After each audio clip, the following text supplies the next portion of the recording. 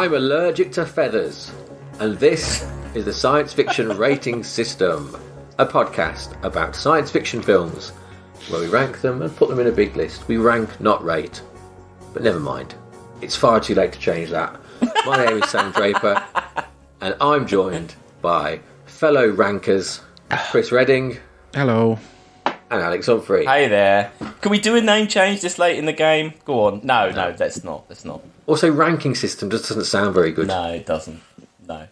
Sounds a bit, sounds like what it sounds like, doesn't it? And we don't want to invoke that kind of thing. We're here to watch films every week, and we've been watching some 2017 films recently. You may have been expecting Alien Covenant, which will now be next week. Do you say Covenant or Covenant? Covenant. Covenant. I think Covenant sounds nicer, doesn't it? But I say Covenant, I think, more. But I think Covenant sounds... Covenant. It'd be a U, wouldn't it, if it's Covenant? But it is Cov. You can say it either way. Covenant. Anyway, that's next week's problem. This week, we're actually going to skip around in time a bit, and we're going to do our user-requested 2017 film, which was Valerian and the City of 1,000 Planets. A film by French alleged and now proven not guilty in court rapist Luc Besson. And this was his last big film before that kicked off, and he was sort of semi-cancelled. I think he's back now because, as I say, not proven in court, all alleged that he's a rapist, Luc Besson. But here we are. How many people came out? Was it one of those ones where loads of people came out? Yeah. Not enough evidence. Oh. And as we all know, if there's not enough evidence, it didn't happen. So therefore, he's all right. Have we all seen this film before? Alex, you had seen it. I had, definitely, yeah. It was one of those films that I like Luc Besson. Yeah, I like his films. So I was like, I'll give this a go. But that was a few years ago. A few years ago, right. Chris, had you ever seen this film? Yeah, I've seen it a few times, actually. A couple of times. Well, just not like all the way through, but it was on telly loads, so it's always... It's been on while I've been cooking a few times, that sort of vibe. I think that Chris has almost nailed this entire episode by saying that he's watched it a few times, like bits of it. I think that's kind of like... While doing something else. Yeah. I mean, that's pretty much... We could stop there, really, couldn't we? I hadn't seen that it. pretty much nails my involvement in the podcast. This must be on Netflix, I'm guessing, mustn't it? Yeah. Because... Yeah, I thought so. Because I've also seen bits of it, but in more of a turn it on, turn it back off again kind of way. As I mentioned last week, I kind of do that quite a lot. So anyway, this is based on a French comic called Valerian and Laureline. Was it Laureline, they say, or Laureline? Laureline? Confusing, because Lorelei is obviously a name, isn't it? And Laureline, it's Laureline. I just kept calling them Dane and Cara in my notes, because I just couldn't be bothered to call them anything else. The first thing I think this film does, which is pretty bad, is that the comic was called Valerian and Laureline, and this film's just called Valerian and the City of 1,000 Planets. So straight away, it's a bit of a diss on old... Cara Delevingne. Cara what? Develine. Is it Delevingne or Delevingne? Delevingne. Oh. Yeah, her name's a mess. Yes, it's based on a comic from the 70s. It was big in France that I'd never heard of. Have you heard of any exposure to this? No. Didn't the guy die last week? Did he? This Monday, I think. I think the illustrator, I think. Oh. We would only ever pull such a fitting timed you're right, Chris, tribute out by mistake, so yeah, that sounds about right. Yes, well, congratulations to us and commiserations to the family of Jean-Claude Messier, who is dead. So, I did know, though, or I had read, that because Fifth Element, he got the guy Mobius on board, didn't he? And I do think when we were doing Fifth Element, or when I'd read about Fifth Element before, that these guys as well were also involved with Fifth Element, because the look of that was based on the look of the comics. So it was another one of the Fifth Element influences. Have either of you got any idea about how big it is in France? Is it like really one? Like Asterix big? Yeah. I don't know. No. Because the way that certain characters are in it, especially those like weird duck things, it's as though like we're meant to all think, oh, it's those guys, and we all know them. And I wondered if in France that would be the case, or... Well, I read, the main story is based on the 6th volume, Ambassador of the Shadows, but also it's got bits of other ones in it. But then, yeah, how much is it like a Marvel film, and they're like really trying to be as, or is he just like really loose about it and he doesn't really care? I mean, it's that option, the loose option. Yeah. I mean, the thing is, it's an international film that was clearly meant to be a big deal. You need to make more of an effort to introduce people to your world, I think. Yeah. Anyway, so also it's directed and written by Luc Besson, who's not a native English speaker, and that becomes readily apparent. Also, the fact there's even a joke, isn't there, where doesn't Dane Dehaan say, like, oh, I don't speak French? Or someone says, oh, I can't speak French. Like, it's almost like a diss joke at the original source material. Like... Yeah. Well, I was just shouting at the screen, you can't speak fucking English, Luke. Anyway, the film starts with... I quite like the intro, actually. You get a bit of a space oddity, and it gives you a very brief history of space travel. I think it's a great intro. I think it's great. That's what got me hooked. Yeah, love that intro. It zooms through like the creation of this space station orbiting Earth, and it's all the bits being added onto it. And I like the motif of them shaking hands of aliens that get progressively weirder. Do you know who those welcome captains are? Are they actual astronauts? They're actual directors that Luc Besson's worked with. Is it that Megaton bloke? Is he there? Yes, he is. Oliver Megaton's there. Louise Leterrier, who did Incredible Hulk and Unleashed, which is the Besson one. And Gerard, I can't say your second name, sorry. The guy that directed all the Taxi films. You remember? Right. Yeah. So they're all people... Gerard Taxi, you know. Krauziek. He's got a C-Z-Y-K-N to his name, so I don't know. Krauziek. Yeah. I mean, probably... So yeah, they're all... I think there's 4 of them, and they're all directors or writers that he's worked with. Right. Well, there you go. Got his mates in. But yeah, a lot of shaking hands of aliens, and it's good because it kind of takes you from normal sci-fi into very wacky in that kind of little like arc of handshakes, isn't it? Which I've quite appreciated. Yeah. And some David Bowie. Yeah. Yeah, and so then a bit... And some good Bowie. alien designs straight off the bat. Yeah. And we get a bit of Rutger Hauer, who is... I think he's on the poster, his name is, but he's in this film for literally like 30 seconds, isn't he? Looking very, very, very old. I think he had to like. I think he asked him to do it as like a favour. Like it doesn't feel like a. It doesn't feel like he was. It feels like, oh, Rook, do you mind coming in and doing this speech? Strange, isn't it? Yeah. He's just there to set it up basically that this city got too big. It was in danger of being sucked onto Earth's surface, and so they jettisoned it out into space as sort of an international. It wouldn't be in any danger of that. It's either in orbit or not. So they're wrong there straight away with the science. Yeah. Well, I don't know how it'd be any more in danger than a small space station. I guess it's more of a risk if it does. What if they built such a big extension that they built into the atmosphere? Would that drag it down? Well, that would just be silly. Why would they do that? Why would they just build it the way, wouldn't they? Yeah. Well, they would just go to a wider orbit. Yeah. Guys, we built the wrong way. We're built towards Earth. We just need to go away now. Yeah, there's a construction office like, what we told you about building is with the one direction we don't build is toward the planet. Shit. Anyway, so they send it off into Earth. Into the galaxy, and that's the end of that for now. And then we meet this planet Mule. And the thing I say for this film is it does look really nice, doesn't it? The use of colour. Yep. And the sort of willingness to go like really balls out with the sci-fi. Yep. It really looks good, doesn't it? Yeah. It like they say, like Fifth Element, like kind of willingness to sort of take. It's not an American-looking sci-fi film, is it? Which I appreciate. No, it feels like some of the look of the costume designs.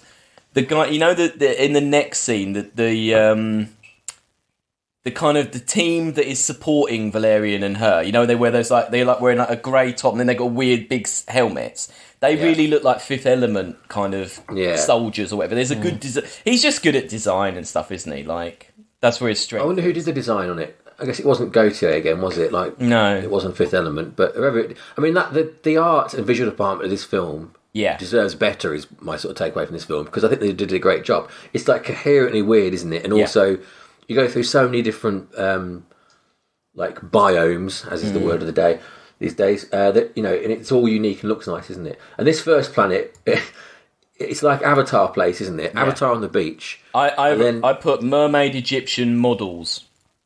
Yeah, where the he's are also she's. They're all she's, aren't they? Even though some of them are Seems he's, to be. which I didn't really get. Yeah. Which is kind of weird in itself. They all live in like big shells, but then it gets even stranger when this like strange little armadillo dude eats a pearl and then just starts like pooping pearls. Just shitting pearls like mad.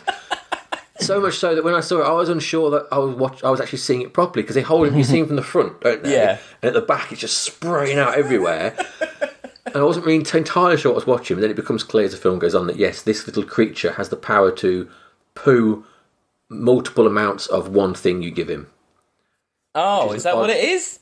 Yeah, no matter what he eats, he poos out a lot of those things. Why don't they ever do that in a different way again? Why don't they give him... They do, don't they? Isn't there one other thing he poos out at some point in the film? Sure there is. I thought he just pooed pearls. No, I think he poos something. He poos Laureline's earring. She gives him a little earring, and he poos that out. Oh, I didn't notice. Oh, okay. Yeah. So that's his skill. Yeah. And at this point, you think that's weird, but it turns out the whole crux of the film will base on this little armadillo. Also, this entire scene is done in an alien language with no translation, isn't it? There's a little bit of subtitles, isn't there? Tiny, but not very much. Yeah, not much. It's weird as well how it comes and goes, because initially it sounds like they're all just saying hello, and you think, fair enough. Then they have this conversation, it goes like, oh, Dad, whatever's happening, go and give this to my daughter, the princess. Thanks for that plot. And then they have a whole other conversation that isn't subtitled, so it's weird, yeah. Yeah. Things go south fast because they're under attack from these... It's another impressive visual, isn't it? This apocalypse. Yeah. No, it looks really good. It's very well done, this. Yeah. Yeah. And they're wiped out, except for a few who get away in a spaceship. Although I don't know how that... I mean, they're in a derelict on the planet, aren't they? And later on they disappear. The planet got blow up and they... It was jettisoned out or something from the surface. Yeah. It's not really explained, is it? No. But, and also, isn't this 30 years ago? Yes, 30 years ago. It is in the past, yeah. And the princess dies and sends a shockwave out. Yep. And we cut to 30 years in the future, and it's just hitting the dude. Is that right? But they say those things, the computer says those things can move across time and space. Right. It does say that. So, we switch to another beach, and the film takes an instant nosedive. Really? Yep. You're in no doubt about who's behind the camera as we get Cara Delevingne in no clothes wandering around the beach. And the lead here is Dane Dehaan, who I wasn't familiar with. Do either of you seen anything else before? Nope. I didn't know it was him, but he's the green Spider-Man. Yeah, he's in the other. Oh God, what's his name? Amazing Spider-Man as the Green Goblin. He wasn't brought back for No Way Home. He was not brought back, no. I mean, the problem I've got with this guy, he's got the most annoying voice, hasn't he? Like, he talks like this, like he's putting on a tough guy voice. You're not annoyed by that? No, I think it doesn't make much sense. They're both annoying. They're both annoying. So can't act. For me, number one, why are they so young when everyone else is so old? He's a major. She's a lieutenant. The captain and the commander and the general you see later on are way older. We're not in an Ender's Game world where everyone that's a soldier is young. Why are they so young, but so skilled and respected in the military? I didn't understand that. So they should just explain that. And also, I think this film is like... It's like the most unemotive film. Like, they don't ever emote, almost. It's like they don't have... It's like they're robots. They don't seem to have... I think Cara Delevingne tries harder later when she's not with him. There are scenes when she's not with him where she's actually acting. But when she's with him, it's almost like he's sucking the emotion. And it's just like being a goth. Yeah, and they've got no chemistry either. No chemistry. I wonder whether there was actually more of a plot that developed their romance. But when they realised how wooden they were, they just thought, we've got to go out the date by him saying, I want to marry you. Yeah. Because they kind of skipped the attraction step into this idea. He's got a playlist of all the women he slept with, which appears to be, like, he looks about 20, and there's a wall of about 60 people. So he's been on absolute, a tear through the galaxy, really, going crazy. I mean, I would just say, off the bat, if you went through this film and edited out all of the scenes between them that mentions love or marriage, it would be a far better film. I agree. I think if you edited him out in total, my problem with him is, as I say, that voice is so. I don't know if he talks like that in real life. I hope not. Yeah, I don't know. It just sounds so put on. It's like a small child trying to sound like an adult, isn't it? The way he's like, yeah, it's like that. It's really, really. He's annoying. not. He doesn't look or act like a hero, does he? Like, or like even a traditional. She does. I think she does way better than him. She comes out of this way better than him. He also looks a bit like he's a drug addict. He's got these gigantic bags under his eyes, which again, he's pale and I wrote that down. It's strange for his age again. And how old would the actor have been when this film was made? Dane Dehaan. So he would have been 21. So at the time of production, I suppose 20. Yeah, it's a strange leading man. It's role. also strange casting because it's not like he was some big news at the time. No. So why was he picked? It's very odd. The whole thing's very odd. And Cara Delevingne, like we know why she's been picked. Luc Besson's a pervert, but not doing so any favours when she can't act either. And as you say, she's a bit better later on, but she's still pretty bloody awful, isn't she, as a leading lady? Yeah. And it's not helped by the fact the script is terrible, and as you say, this love story is terrible. Oh. But still, you know, when you're being out-acted by Rihanna, who could be out-acted by this can of screen spray, you know, it's a bad scene. Yeah, to be honest, actually, Rihanna made the best choice being in this because she kind of like shines because, like you say, she's so much better than him in those scenes. Yeah. And Ethan Hawke... It's the only film she's probably ever been in where they're like, you're not the worst actor in this film, Rihanna. Anyway, yeah, as Alex said, they're majors in the Galactic Space Force, whatever, the International, whoever whatever they are. Working for Herbie Hancock, basically, aren't they? Yeah, which is bizarre. We never really find out what the actual deal is with, like, who they work for and things like that. Yeah, he's a defence minister, and he just pops up and gives them missions, and it's Herbie Hancock. Yeah. Why is it Herbie Hancock? Is Herbie Hancock an actor in anything else? I couldn't see him credited in anything else. When the name came up, I thought, it can't be that Herbie Hancock, and it clearly was. It's just a strange... It's like Luc Besson watched Bill and Ted the night before the casting and went, you know what would be really good if we just get a random musician as like the person who's giving them like the jobs. It's like some weird jump in his head where he went, that'll work. It is like a really strange French sense of humour type shit, isn't it? Yeah. Which can be good, can't it? Like, he's fine as a talking head. He's quite good in it. He's not doing much, is he? No. Yeah. He orders them off on a mission anyway, which is to go and get this like artifact thing from a planet where there's like a market that exists in another dimension. It is good. The first thing wrong though is they clearly couldn't get Russell Brand, could they, for the role of the guide? There's a guy doing the worst Russell Brand impression. That is. But yeah, the idea, if people haven't seen it, is that you go to this big open desert field, and in a different dimension, there's this huge market, and so you put like a virtual reality set on, don't you? Go into it. It is like an AR type vibe, isn't it? It's a clever idea. Yeah. I love that. I think it looks so great, and I love how they constantly cut back to them just wandering around the desert, like looking like idiots with their gloves and stuff on. And I think that's a really. I don't know if that idea. I think that idea is in the comic. So I don't think he came up with that idea, but I think it looks brilliant. It's well done, isn't it? Like, there's enough budget behind this to make it believable, and you buy it, don't you? And there was a huge budget. This was the most expensive French film after Fifth Element, I think. You can believe it. I mean, it does look. It looks wonderful. And again, the costumes, like the costume department really comes into their own. Then, like you said, Alex, the team that brings them in on the bus is really good. Yeah. That kind of bus look. That's a very sort of French. Yeah. Like retro but not look, and then all the different creatures and stuff. Oh, and they have that cool thing where they shoot the dart into the guard, and then they're remote controlling the guy. Yeah. That's really good. It's like, again, it's silly. They do it maybe a bit too much, but it's a good idea again. Like, I do feel though that they kind of they rush through a lot of their original ideas on this first set piece, and the film gets more and more like it wants to be Star Wars and has run out of ideas. Definitely, it goes on, I think. Yeah, true. It's a very just about like following it at this point, though. It's I'd rather watch though Valerian and the city of like a multi-dimensional market. Like the whole thing was set in this place. Yeah, it'd be more interesting, I think, wouldn't it? It's, although I guess it is Mos Eisley, but it's at least visually interesting, isn't it? And it's such a big place to go to. They're ripping off this gangster anyway, like a Jabba the Hutt type, played by John Goodman, which is another bizarre casting thing. Yeah. And there's this. I quite like the idea they've got this like multi-dimensional box, haven't they? Where his arm goes through into the dimension, and he's not through, and he can bring it back through with this box, can't he? Yeah. What I didn't understand was there's a bit he gets stuck eventually, doesn't he, in the dimension? But before that, he could very easily have just snapped back out of it and been in the desert. And I don't. It's because he's holding the gun, isn't he? The gun's in the box. But once he's got the thing, he doesn't need to, does he? He can just go, can't he? Just come out. He just drops the gun and just leaves. Yeah. I don't understand why he runs around like a gun. Yeah, true. I don't know. No. There's a lot of bits like this in this film where it doesn't really add up. No.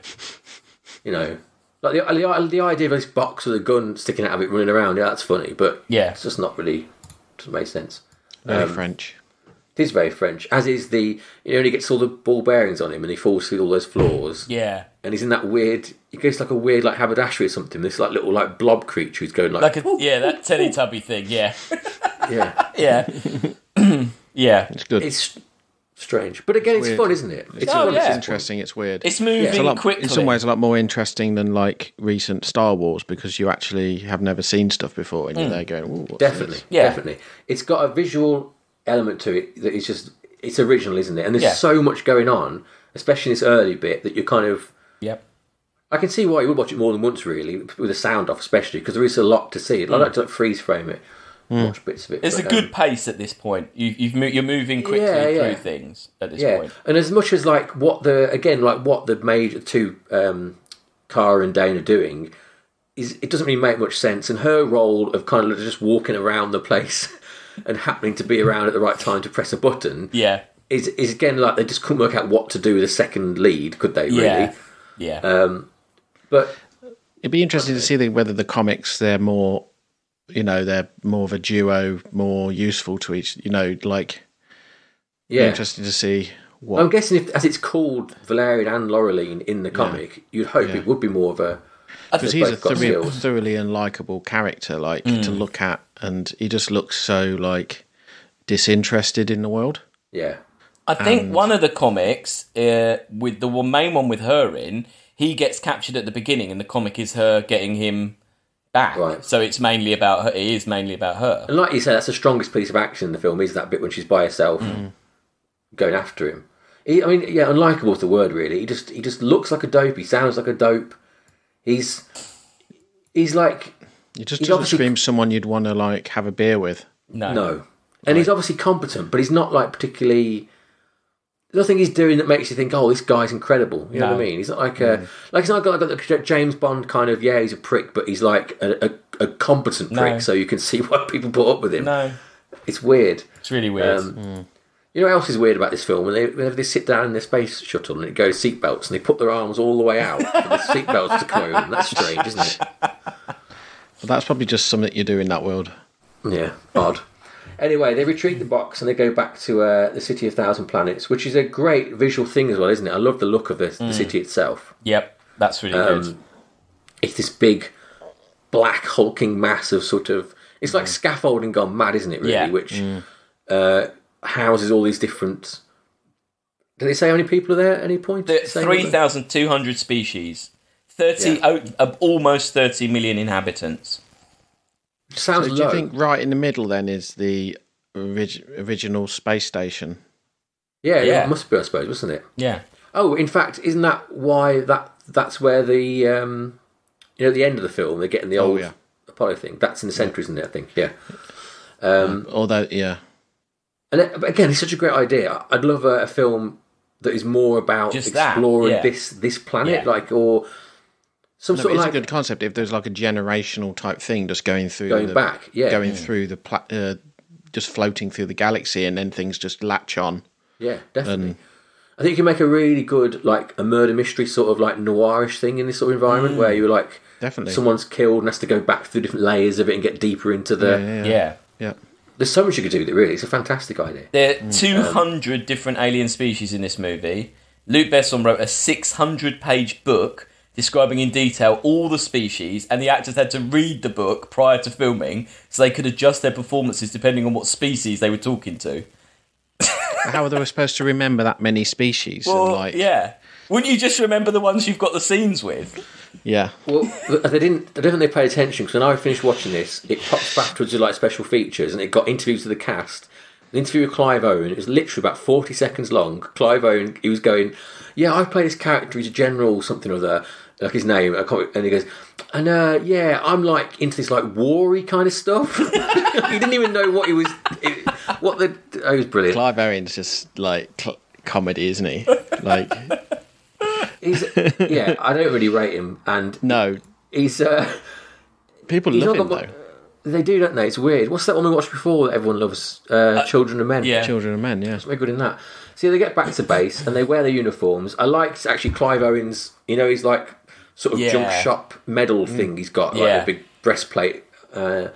Again, design's really good, but he's the clearly evil major from the minute he meets them. It's obvious that he's up to no good. Yeah, it does remind me of the military in Fifth Element again. It's like it's a lot vibe, isn't it? Definitely, yeah. It's like a French colonial look, isn't it? The kind of like the double-breasted, loads of bits up and down. You know the general, the other guy, the kind of the one... Main, the one who takes over from Clive Owen. Yeah. That's Sam Sproul. I went to school with him. Did you? Yeah, me and him and Dominic Cooper were in the same sixth form. We did drama together. Oh, in fact, we did a performance of Cabaret with all three of us in, so you know... Yeah. Oh, hey, who's successful now, guys? I mean, which one of you guys has got a podcast, eh? You know? Oh no. Yeah. So weirdly, him and Dominic Cooper, the same age. Dominic Cooper one didn't know him though. Yeah, okay. He's in quite a few things. He's never got like huge status. He's been in a few TV. I would say he's the best actor acting in this. He's doing a very competent job of what he's been told to do. And he's got a lot of... He starts off, you think he's a bit dodgy, then he has a realisation, doesn't he, that he's maybe working for a corrupt government. He feels bad. I did appreciate, actually, how fast this film flips the government back on the good side. Yeah. Because often, because we're skipping ahead, but basically Clive Owen is like interrogating, torturing one of these aliens, and this Sam Sproul finds the alien and immediately is like, "This is no good. Yeah. I'm putting an end to this." Yeah, which is not many films do that. Not many films are willing to say, "Right, we want to get these guys back on the good side straight away," which is interesting. Yeah. Did he have a little scar in real life? He's sorry to speak. If Sam, if you're listening, I'm very sorry. His face, if you look, he's got quite bad. His skin is like that. He's got quite a lot of like marks on his skin and stuff. It's just how he looks. He always look like that. Because that little scar under his nose, very distracting. Yeah, they should have make up that out. Yeah, so sorry. It's not an HDR 4K kind of scar. That you've got to sort those things out in a modern world. Very distracting. Yeah, or make it bigger. It's not his fault. Yeah. Yeah. Anyway, we're skipping ahead. What's happened is that they've got back, and it's obviously up to no good. And there's this whole concept about there's a big radioactive zone in the middle which you can't go near, which is like such a shit cover story. They jump through this too quickly. Clive Owen says there are these evil people that are doing terrorist attacks, and they're right in the middle, and they're obviously evil, and you can't go there because it's radioactive. And they say it really quick, and then they expect you to remember that later on when they're like, "Hey, this isn't radioactive." Like, I think it's so quick. 'Cause it's such a lame excuse for why people... Because surely people are going near it that aren't in the government who... Because there's no like real effort to kind of contain it or anything like that. They just walk up to it later on, don't they? Yeah. Anyway, we know the plot reason why. It's because he's a bad guy. Yeah. And they foreshadow his private army of robots. These black... I thought they were quite cool. Those black... they are cool, actually, those. Yeah, really good. They're called like Tektron or something like that. Yeah. They're kind of in the background, a lot of the shots, just waiting around, which is quite a nice... I like his flag made of flags as well. Yes, yeah. That kind of makes sense as well, doesn't it? It's like... Yeah. It's like a European Union of spaceships, isn't it? Yeah, it's like a Galactic Senate, isn't it? It's the Galactic Senate that they go to, isn't it? Next? It's the United Human Federation, in fact. That's what they call it. But yeah, right. It'd be lots of other species as well, though, right? In the station, I guess, in the city. Well, they're in the human bit, aren't they? They're the bit in the human and human-like part. Yeah. We're going to get to the city in a second. First of all, the other main characters of the film are introduced, which are these three fucked up looking platypus duck dragons, bold things. They've got dragon wings, don't they, as well? I mean, I think I'm going to make the art for this episode these guys, because yeah. What on earth is going on? These are things I think they surely they're a reference that they expect people to get, maybe, because they're so odd. They turn up and just start talking, so you're like, oh yeah, those guys. Yeah. They walk in and Cara Delevingne's like, oh, you guys are back. And I've never seen these guys before. Yeah. I can't remember what they're called. They're Dorgus or something, aren't they? Don't you think they're a bit like the things in Men in Black that drink the coffee? You know, the little slug things? Yeah. They're a bit like them. But annoying, because they have such a big part to play in this film. And there's that awful thing where they all finish each other's sentences, so they go like, and then we go down to the place where the prize is, or whatever. The Dogan Dargus. Yes. Dogan Dargus, right, thank you. Look them up. They are supremely odd looking. And the idea is they're kind of information brokers, aren't they? Who appears to just have the run of the whole station, because they're literally next door. There's this meeting of all the galactic heads, and they just wander around the corridor, and she's like, oh, not these guys again. Sort your security out. Like, you shouldn't be having weird ducks just running around the most secure location on the station. Weird ducks in nappies. Yeah. It's so strange. Yeah. I don't know, not fun to look at. They're outside the Galactic Senate, and as Chris says, we start to see some other species. I liked the big, big clown thing that was like lots of like red bulbs on a absence of head. Yeah. Again, you want more of this, don't you? Really? Don't you think? You want more of this. Like you said, you want more of the market. You want more. This could almost be two separate films. Yeah. He's kind of going through his locations and his stuff too quickly. Yeah. Mm. And the only person who talks in this scene is Clive Owen, isn't it? And he's the least interesting person there by a long way. Anyway, it ends quickly. They're all attacked by the Avatar people. But Valerian has the foresight to put a little breathing tube in his... Oh, no, it's not a little spider in his mouth, isn't it? Who comes out and... Anyway, whatever. Yeah. I mean, we're into the shit again now, because it's Valerian's hero moment, isn't it? Yeah. There's a bit that really annoyed me in this, when he asks for directions, how the quickest way to get to where he's going is, and she tells him it's to go this degree, 118 degrees. It takes him way too long to work out. He goes like 45, 48, 52, like very slowly goes round. Hey, there's a wall. Yeah, and they go, it's a wall, right? But then he just goes straight through the wall. If you can go through walls, why are you bothered about the fact she's pointed you at a wall? She knows what you're capable of. Yeah.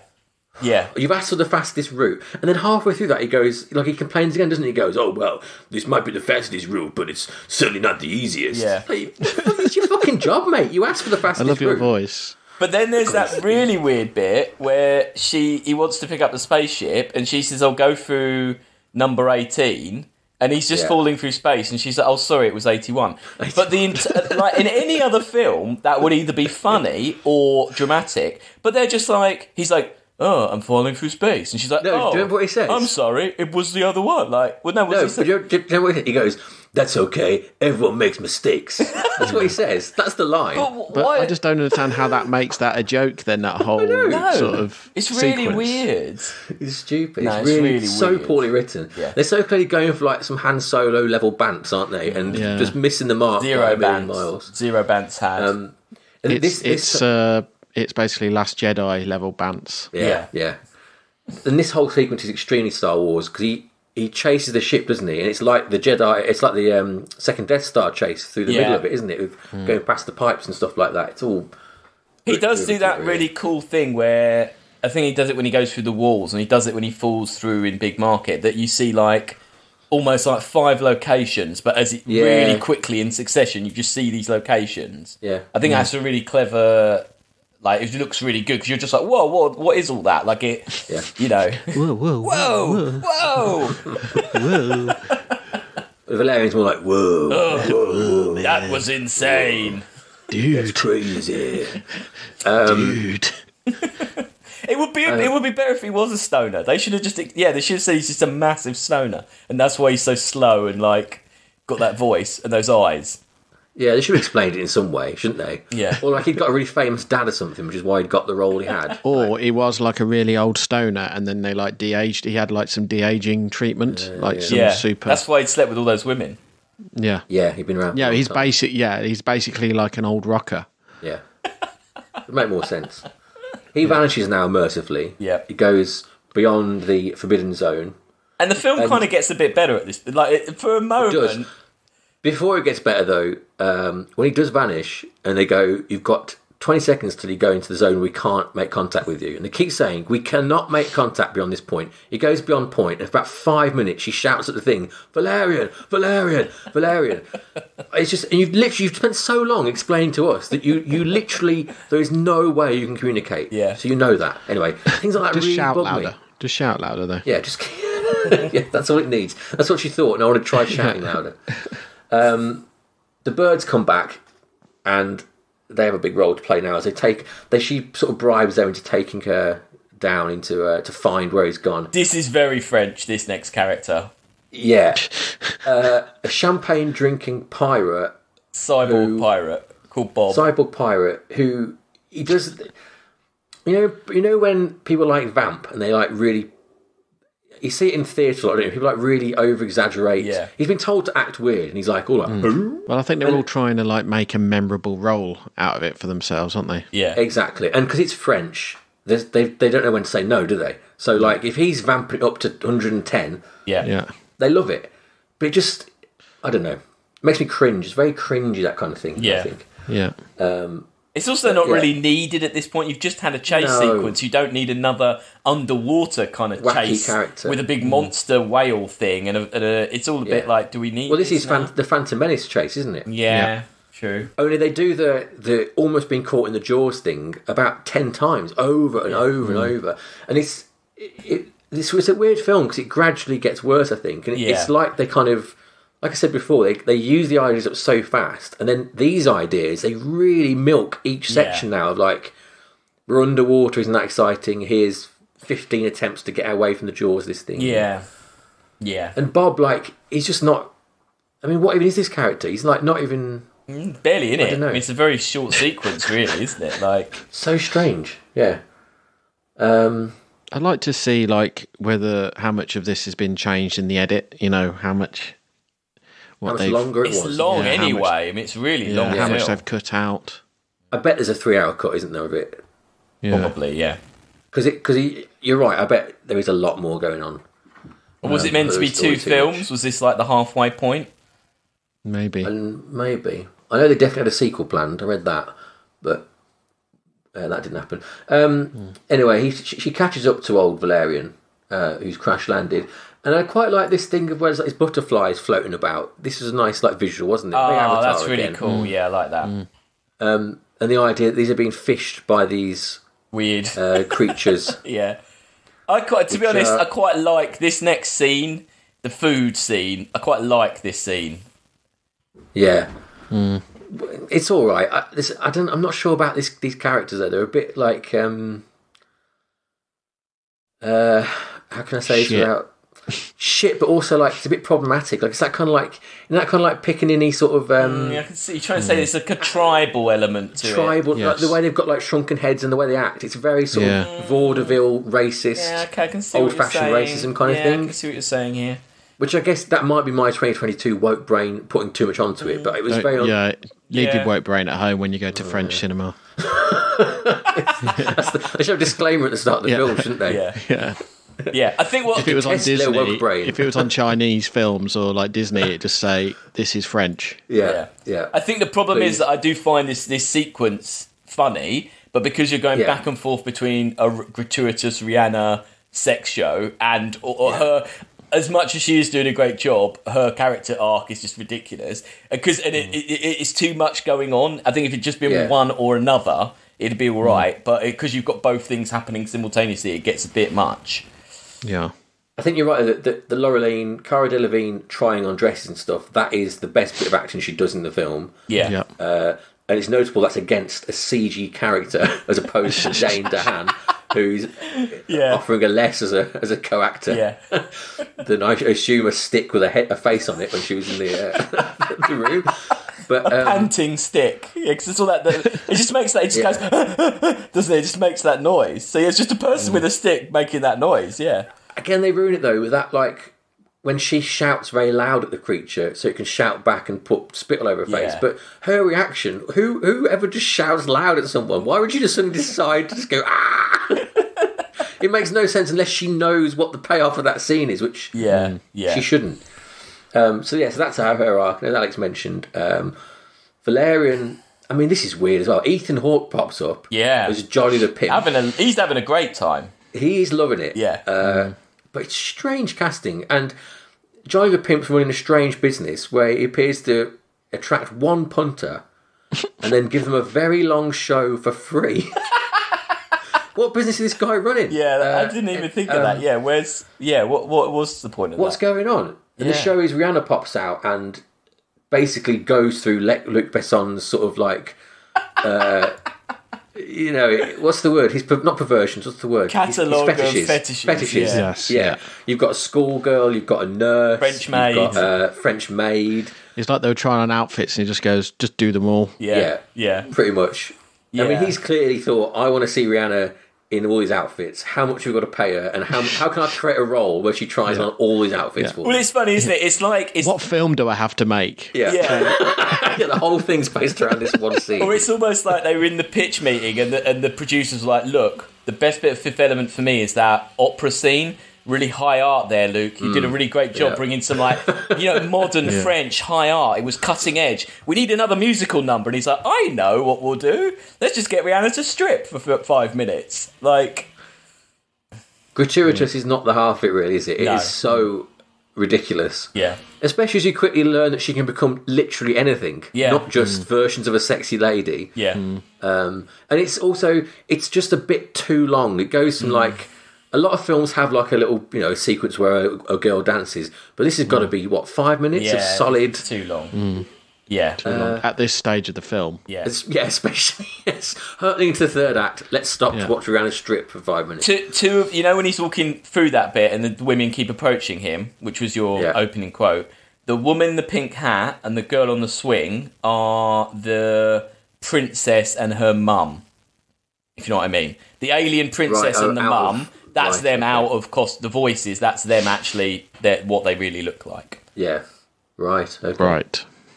Again, you want more of that environment. I quite liked, again, it was a nice looking scene. Why is that weird sex street next door to this alien kingdom where they won't let you in and they eat you? I guess it's the lowest levels, isn't it? The oldest. Oh, no, actually, no, of course, It's weird kind of bit of property management, isn't it? Yes. Build it next door to the guys. Also, I find it really weird as well that that they exist and no one's made any diplomatic contact with them. There's a big sign saying "Don't come in," and no one's made any effort in English. Resolve this problem. Everyone's just accepted that they live here with us, but we can't go there because they'll eat us. But that's fine. It is strange. Also, I wrote a note here about Johnny the Pimp that when Valerian frees Rihanna. And he shoots Johnny the Pimp, and there's a very quick turn to saying how she's basically been mistreated by Johnny the Pimp. Yeah. I mean, up to this point, he seems very, very personable, isn't he? I didn't believe that. And he's like, well, he won't be doing that again, implying he's killed him. But he just played an organ. And I believe that she's a refugee and she didn't have much choice, and she's had to go into this business. But he seemed to be running a very clean house. Yeah. I mean, like you say, he gave that Valerian an entire show for free. So, and even when it ended, he didn't ask for payment. He just went, "Ha ha, that was great, wasn't it?" That's just what happens at the Moulin Rouge. Yeah. Maybe he's just collecting guns up in that ceiling. I like that though. That little the gun unit thing in the roof. Nice. Right, we're hurtling towards the finale. Valerian frees Cara. I can't forget her name. What is it? Laureline Delavigne. From I quite like the idea that you're just going to eat the top of her head on a plate. That was quite a nice. Yeah, she thinks she's wearing like a hat, a fashionable hat, but it's just so that he could cut the top of her head off. Yeah. And she's having that big bit of lemon as well. Yeah, he sprinkles at the top. Isn't it weird as well how it suddenly becomes super violent for this one scene? Yeah. Like Valerian just starts slicing heads off and arms and all sorts of stuff. Yeah, and then they just escape down a hole that I didn't even know was there. Yeah. It's like they just go, it's like, how can we bring this to an end? And that was they're like the violence. Yeah. But to this point, this film is for kids, isn't it? But you couldn't show a kid this bit, could you? Because literally the top of this guy's head gets sliced off. Yeah. It is strange. And then Bubble dies, which... Oh, so weird. I wonder whether she was not meant to die, and they saw Rihanna's performance like, we've got to fucking get her out of this film because she's dreadful. Because literally, they fall into a pile of rubbish, and they're like, oh, where's Bubble? Oh, she happened to fall on a bit that killed her. There's no explanation for how she died, is there, other than... And if she could turn into anything, couldn't she turn into a much bigger, muscular monster that would be able to handle this fall? Or just a block of rubbish that fell down and was all right.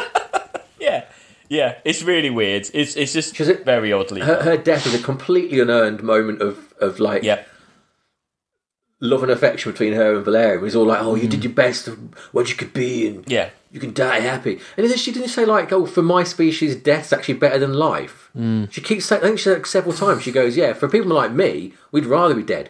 But it's kind of like that. That's like the opera singer in Fifth Element as well, isn't it? It's like when she dies, it's like, it's fine.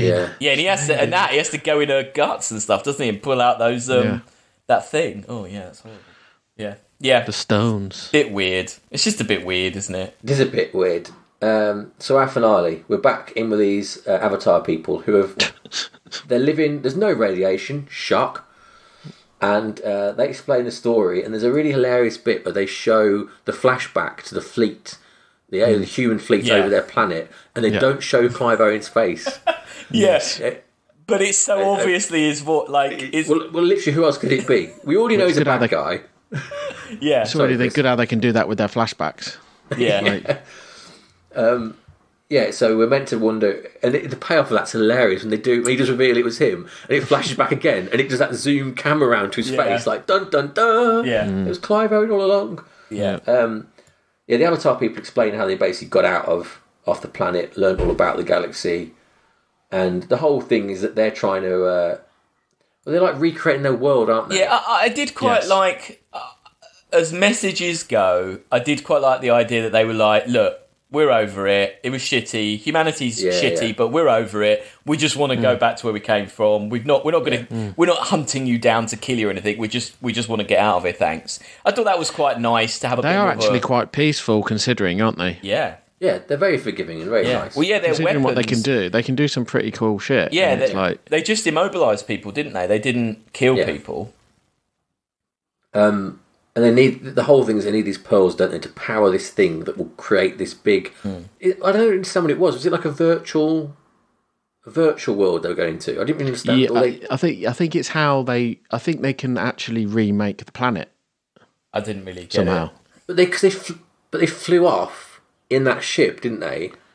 But the planet was like contained. It was like they went into the planet inside the ship, wasn't it? But I didn't really understand. I think they can remake. I think the idea was that they can like reconstitute the planet somehow. Stuff together, right? I mean, I suppose if that thing can poo out infinite matter, then they can do anything, can't they? Really, in some form or other. That's a stupid bit. So they need the pearl and they need the dragon. Yeah. And he gives them... They give over the dragon really quickly. Like, oh, here's your dragon. And then she's like, oh, and here's your pearl. And he's like, whoa, no, don't give them that. And she's like, why? Why not? Why shouldn't we give them that? And then they have to have this big, silly conversation about, like, love and trust. And he's like, but why? Why would he... Yeah. He's already so unlikable. Yeah. And they decide to make it that he actually wants to, like, side with the bad guy now and not let them have their own property back. Yeah, but also, why was he giving them one thing? But why does he not object to the one thing being given? It's the pearl he gives, isn't it? He won't give the little creature back. And he's like, that's property of the government. And she's like, the whole conversation is basically, have you not been watching the film we've been watching? We destroyed their planet, fucked them over. They could have killed us and didn't. Yeah. And all they want back is this stupid little armadillo. Like, we should probably just let them have it. No, it should go in a zoo. It belongs in a museum. Yeah. Although you could make it eat, like, gold. And it'd shit gold, maybe. Yeah, they never say that. They never say it could eat something can solve all the whatever crisis, do they? They're just like... Well, they never explain, because really, you'd think it'd be interesting if you'd got one sector government who's after it for the fact it was so powerful. But really, all they're bothered about is the cover-up of the fact that they destroyed the planet. Yeah. Which makes even less sense why Valerian's so arsey about handing it over, because no one actually wanted the thing in the first place, did they? Yeah. No. And what are they, like, worried of, like, public opinion or something? It doesn't. No one will really even know this happened, sense. will they? I mean... No, it was all covered up. No one remembered the planet existed. Yeah. I don't know, it's weird. Anyway, Clive Owen is not happy with the situation, and I quite appreciate that they stick to, because they're going to bomb the place, aren't they? And it all stops just in time. And they go like to Clive Owen, "You're going to confess then?" And he's like, "No, annihilate them." It's quite a nice little twist, which gives us that final fight. We finally see these little robots banging around. It's not very good, really, is it? No, it's not very good. The robots do look cool, though. It's obviously a set as well. Like, they show Valerian like crawling up the side and everything, and he gets a little chute, doesn't he? It's like Funhouse. Like, they use every little bit of it to get up and down and going around it. Yeah, Funhouse. And it ends in a way as though they couldn't work out how to end it, because literally the ship just like blasts out the side of the space station and just flies that's off, it, because the bomb's going to count down, and there's been that guy who's been in it all the way, the admin guy who's been in it all the way through, and Sam Small's just shouting at him like, "Deactivate the bomb! Deactivate the bomb!" And he's just like, but he just keeps shouting at him until it happens. Like, that guy as well, the admin guy, like, he goes across all the fire of the robots, doesn't he? He goes across the room like shooting everyone, doing backflips and stuff like that. While the admiral guy just sat going, turn it off. Yeah. It's very strange. They jet off into the future, and Clive Owen is left dangling. Yeah. What annoyed me here was Valerian and Laureline end up inside this old... is it an Apollo probe? It's some sort of probe, isn't it? Well, it's supposed to be like an Apollo command module. Yeah, but they've got gravity, haven't they? Yeah, and it's just way too big inside. Like, it's like been pressurized. A modern take on. Yeah. It was funny here where they go, they're going to come pick us up, but it might be a while. Normally in films, this is like, they always go, it'd be 3 weeks, whatever, you know. It's 2 hours. That's what they say. They're 2 hours of picking them up. Yeah, it's not that long. Yeah, it's very strange. And it's got a little bit of like a James Bond film feeling to the end of this, isn't it? Yeah, like they're just left in a capsule. Yeah. And they're gonna get it on. And then get married. Agree to get married with the most hideous ring I've ever seen, which you can't fit on a finger properly. If you see the shot, it's on a finger. It's not like it's on that bit of the finger because you can't get it over a knuckle, which is a bit of an oversight. But it was probably made by like some fashion house in Paris. Yeah. And they're like, "Oh, they got a model. It should be really small." They forgot about her giant fingers. Yeah, that's famously Cara Delevingne. They got an English, stupid English model. She's not so skinny. And there it ends. They float off into space, and Luc Besson ends with it. He said, "To my father" song at the end. To my father. Oh, I don't. And then there's a song about being a man plays. That's really weird song. But I couldn't. Was that Rihanna? I didn't know. I tried to look at the soundtrack. It didn't seem to be. I just couldn't work it out what that song was, but it was terrible. It's a very weird end, like a weird end song. It might be Wyclef Jean. No, that's the when they're in the sex market. John. That's the Staying Alive song. Right. Oh yes. Quasimodo, that's instrumental. Charles Bradley, I don't know. Anyway, it's a rubbish song. Do you know there are 2,734 visual effects in this compared to 188 in Fifth Element? I think it is a travesty it was not nominated for any sort of Oscars or awards for visual effects. Yeah. Because it looks... It's such a... I'd be so annoyed if it worked for like production design or something. Yeah, costume. All the art department, all that side of it, it is so brilliant. And it's just such a shame they're saddled with this film, isn't it? And also, he chose not to shoot it in 3D because he thought he thinks that 3D cameras are too heavy for his style of filming. And because he is a cameraman as well... He knew that wouldn't work for him. So that's interesting, because it feels like almost it should be in 3D. It was in 3D. It was released in 3D. Oh, did they 3D it then? Or was it like post 3D? Well, yeah. It would have been post, but it was a big a big thing of it was the fact it was 3D, I think. Did it look good? I think even literally, I think on the on IMDb or something, it's described as a 3D space opera. Okay. It's literally that. I mean, in that chase sequence, you can kind of see where they would use it, like 3D. Oh, well, he didn't shoot it in 3D anyway, so... It opened alongside Dunkirk, and it massively flopped. It was a huge flop. Made $40 million in America. It had a budget of $209 million. It needed to make $440 million to break even. It came nowhere near choice. You wonder, what is going on? At no point in anyone's mind did they realise this is not going to happen. You know, no stars. No star power in this film. I mean, he's known director. Even the title of the film isn't the sort of thing that's going to get... It's not inspiring at all. No. So they were they literally just banking on the fact that Luc Besson made Fifth Element and people like that, so therefore they'll like this?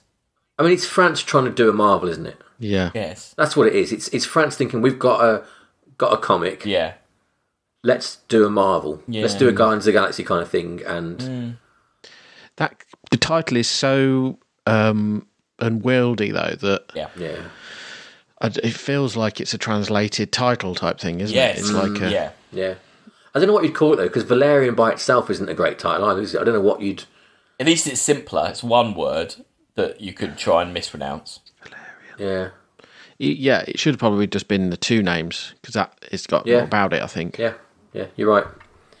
Anyway, it's not going to be a sequel, although apparently he keeps saying there's going to be one. But good luck with that, mate. Not unless someone wants to lose 300 again. Yeah. Although I would rather see a sequel to this than frickin' a Battle Angel Alita. Which you keep saying there's going to be a sequel to. Well, you keep reading it might happen. Yeah, I'd rather see a sequel to this. Although maybe recast it. And someone else write it. I mean, I think that's, for me, the biggest problem with it is the script. I think it's so poorly written. Yeah. A lot of the problem with it is... And also, they can't act and all this sort of stuff as well.